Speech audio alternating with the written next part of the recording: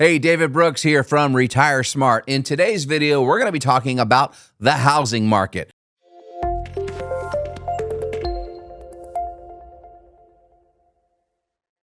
No matter where you are on your financial journey, owning a home is considered the American dream.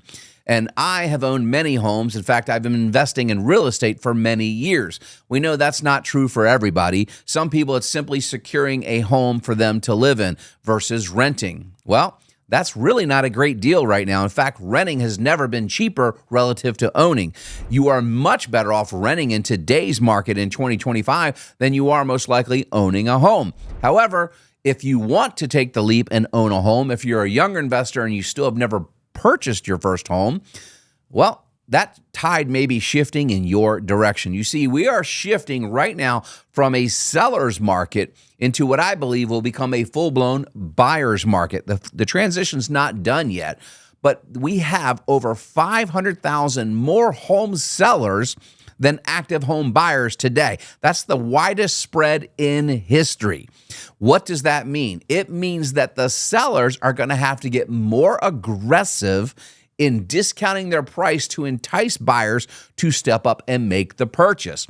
The reason buyers are not stepping up, why that gap is continuing to widen, is the affordability I mentioned earlier. It's much more affordable to rent today than actually purchase. I'll give you an example. I own a decent home in a middle-class neighborhood in Omaha, Nebraska. I'm not selling my house, but if I were, it would reasonably go on the market somewhere around $650,000 to $700,000. I am blessed that I do not have a mortgage on my home. What could I do if I wanted to rent a similar home? Well, I could take that $700,000, we use a round number, and I could invest it in guaranteed return from the U.S. government. And right now I can buy long-term treasuries that will pay me 5% a year on that investment. So if I were to sell my house, now, of course, we're not factoring in real estate commissions, all these things. If I walked away with $700,000 and bought 30-year treasuries today, I could expect to receive about $35,000 a year in interest income from the federal government. And because it's U.S. treasuries, I don't have to pay Nebraska income tax on that income I'd receive, even paying federal income tax on it. I could then take the net proceeds and rent a similar house and still have my $700,000 of principal sitting there in the account if I chose to do something different with it. In other words, does it make sense to buy the house? And right now, financially, it may not make sense. However, most Americans, me included, like to own something. We want to own our home. So how do you make that decision, even if it's a bad financial decision? Well, if you're going to purchase a home for shelter, we want to understand it's going to be a long-term purchase, but we want to make sure you understand the complete cost of making that purchase. It's not just the purchase price, and most people we know are going to have to get a mortgage on that house. You have to save up a down payment. Now, there are more and more programs available for small or even no down payments, which can be scary if you have no equity in the house. You're going to be more likely to walk away if things got ugly, right, than if you had skin in the game and put a large down payment down. But either way, you have a mortgage on that house. That's going to cover what's called principal and interest. You're paying interest payments to the bank that lent you the money for the mortgage, and you're paying down part of your principal. But because this is compounding interest, and you're amortizing over a long period of time, like 30 years, the front-end payments are almost 100% interest. You may make a $2,000 mortgage payment, and literally only $90 that may be going to principal the first few months.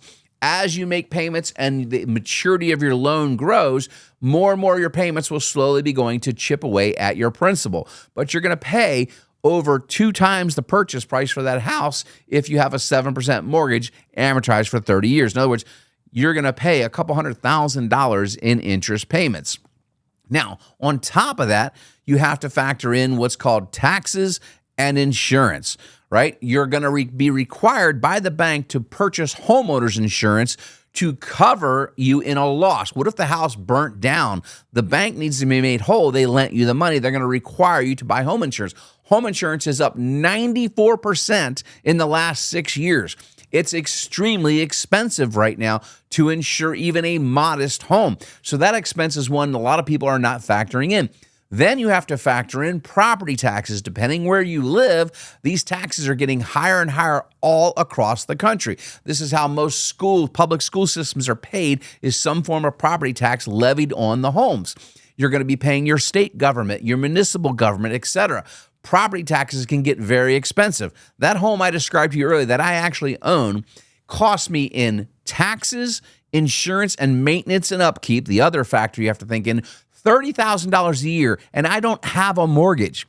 $30,000 a year just to own the home that I've already paid for with my hard-earned capital. So that's $2,500 a month. If I want to take just some of the interest of the option I gave you earlier, I could rent a pretty nice home for $3,000 to $5,000 a month and still have my capital and literally be less out of pocket than I am today. So again, make sure if you're thinking about buying a house, how long will you stay in the house? Is it affordable? Can you eat those expenses? We like folks to stay within 25% of their take-home pay for their housing expense. Now, that's very difficult in America today, but we want you to think about these things as time goes on. It's okay if it's a little further away from that number when you first start, because as time goes on, your income will go up and your mortgage payments will only go up a little bit because of things like taxes and insurance growing. But the interest rate is typically going to be fixed, and so is the principal payment. So you won't have a giant leap every year in your payment going up, but you will start to earn more money, and that's where you'll benefit long-term from owning a home. So if you're going to buy a house in a market like today, you might want to consider, am I really going to own this house for at least 7 years? If the answer is no, I'd recommend you wait for a better market to buy. But if you're going to live in this house long-term, 7+ years or longer, buying a home can make great financial sense. It's also a great sense of pride because you see the equity, the value of that house starts to go up over time. What if you wanted to buy investment properties? Let's flip the switch. You already own your house. Maybe you want to invest in real estate. Now, this is where you can really utilize the tax code to your favor in a housing market that gets more shaped towards the buyers, and I think we're going to see over the next 18 to 24 months.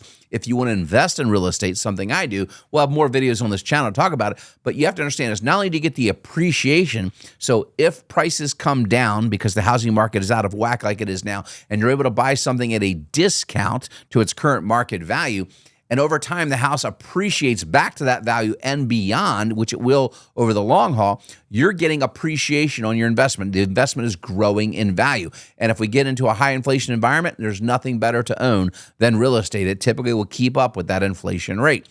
But as an investor, there's another unique feature you get. It's called depreciation.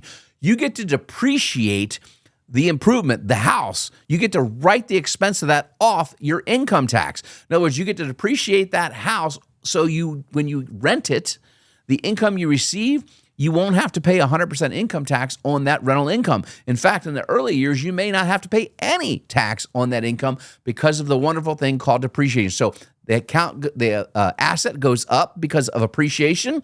You pay less taxes because of depreciation. And if you've structured it properly and saved enough money to make a decent down payment, you will most likely have positive cash flow from the rents that you charge. That rental income can then be fueled into either paying down debt to service the debt on said investment or to save up for a down payment to then multiply your wealth and buy another rental home in a few years. This is how real wealth is created in America, owning assets for the long haul. But again, what type of housing market are we in right now?